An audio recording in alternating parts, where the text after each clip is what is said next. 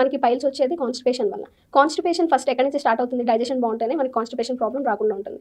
So digestion బాగుండడానికి హరితకి ఇక్కడ మెయిన్గా మనకి యూస్ అవుతుంది. నెక్స్ట్ గుడూచి. గుడూచి ఏంటంటే మనకి ఇమ్యూనిటీ బూస్టప్ చేయడానికి, అన్ని ఫంక్షన్స్ రెగ్యులర్గా నార్మలైజ్ చేయడానికి యూజ్ అవుతుంది. ఇంకొకటి ఏరండ తైలం. మనకి మామూలుగా ఆముదం మోషన్ ఎప్పుడైనా ఇబ్బంది అయినప్పుడు మన పూర్వీకులు కూడా ఇంట్లో మనకి ఆముదం సజెస్ట్ చేసేవాళ్ళు ఫ్రీ మోషన్ అవ్వడానికి. సో ఇక్కడ ఏరండ తైలం కూడా మనకి కాన్స్టిపేషన్ ప్రాబ్లం లేకుండా లూబ్రికేట్ చేయడం, అక్కడ యానల్ దగ్గర యానల్ రీజియన్లో లూబ్రికేట్ చేసి ఫ్రీగా మోషన్ ఎక్స్పెల్ చేయడం, ఇట్లాంటి వాటికి చాలా యూస్ అవుతుంది. మోషన్కి వెళ్ళేటప్పుడు ఫోర్స్ఫుల్గా దాన్ని రప్పించడము, ఇలా చేయడం వల్ల ఇంకా వాళ్ళకి పైల్స్, ఫిషర్, ఫిస్టులా ఇలా డిఫరెంట్ కండిషన్స్ని ఫేస్ చేస్తూ ఉంటారు. వాళ్ళు మోషన్కి వెళ్ళేటప్పుడు కూడా చెప్తూ ఉంటారు మాకు చాలా పెయిన్ వస్తుంది అని చెప్పి. ఇక్కడ వచ్చేసరికి మనకి ఈ ప్రోడక్ట్లో సొంటి అనేది ఉంటుంది, అది యాంటీ ఇన్ఫ్లమేటరీగా పనిచేస్తుంది. సో అక్కడ ఏమైనా స్వెల్లింగ్ ఉన్నా సరే, స్వెల్లింగ్తో కొన్ని పెయిన్ ఉన్నా సరే, ఇక్కడ ఈ సొంటి వల్ల వాళ్ళకి చాలా బెటర్గా ఫీల్ అవుతూ ఉంటారు. అండ్ ఇందులో అలోవెరా కూడా ఉంటుంది, కుమారి ఇంగ్రీడియంట్ ఉండడం వల్ల కూడా అది ఏమైనా వూండ్ అయినా సరే మనకి ఇంటర్నల్గా హీల్ చేస్తూ వస్తుంది.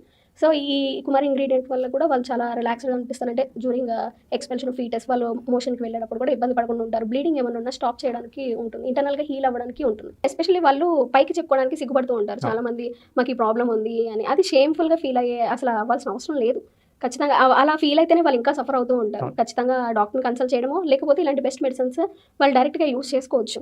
ఎలా యూస్ చేయొచ్చు అంటే ఈ ప్రోడక్ట్ అంటే medication morning, evening, after food ఒక 3 months అయినా ఖచ్చితంగా వాడాలి బెస్ట్ రిజల్ట్స్ కోసం.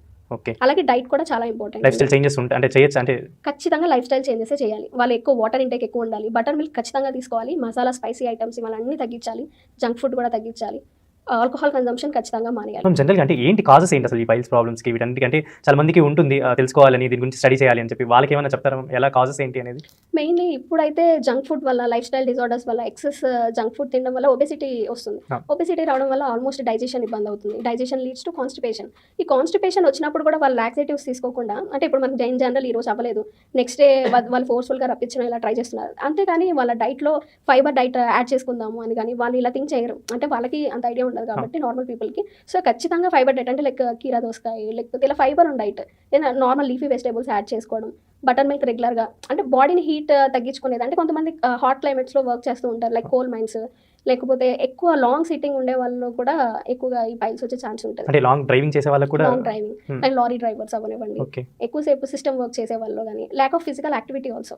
మనం అనేది మినిమం రెగ్యులర్ ఎక్సర్సైజ్, మనం రోజు తినడము, వర్క్ చేయడము, బ్రష్ చేయడం, ఇవి ఎలాంటివో ఫిజికల్ యాక్టివిటీ కూడా కంపల్సరీ ఈ రోజులో అయితే అవసరం.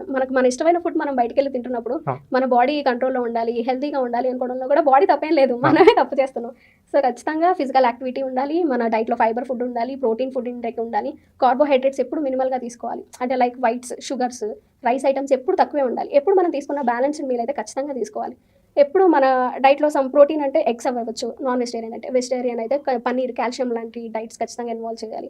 ఎప్పుడు ఒక లీఫీ వెజిటేబుల్స్, కొంచెం రైస్, అట్లా బ్యాలెన్స్డ్ మీల్ అనేది తీసుకోవడం చాలా అవసరం. సో పైలో ఊర్జా ప్రోడక్ట్ని ఆర్డర్ చేసుకోవాలనుకుంటే డిస్ప్లేలో ఉన్న కంపెనీ నెంబర్కి కాల్ చేయండి.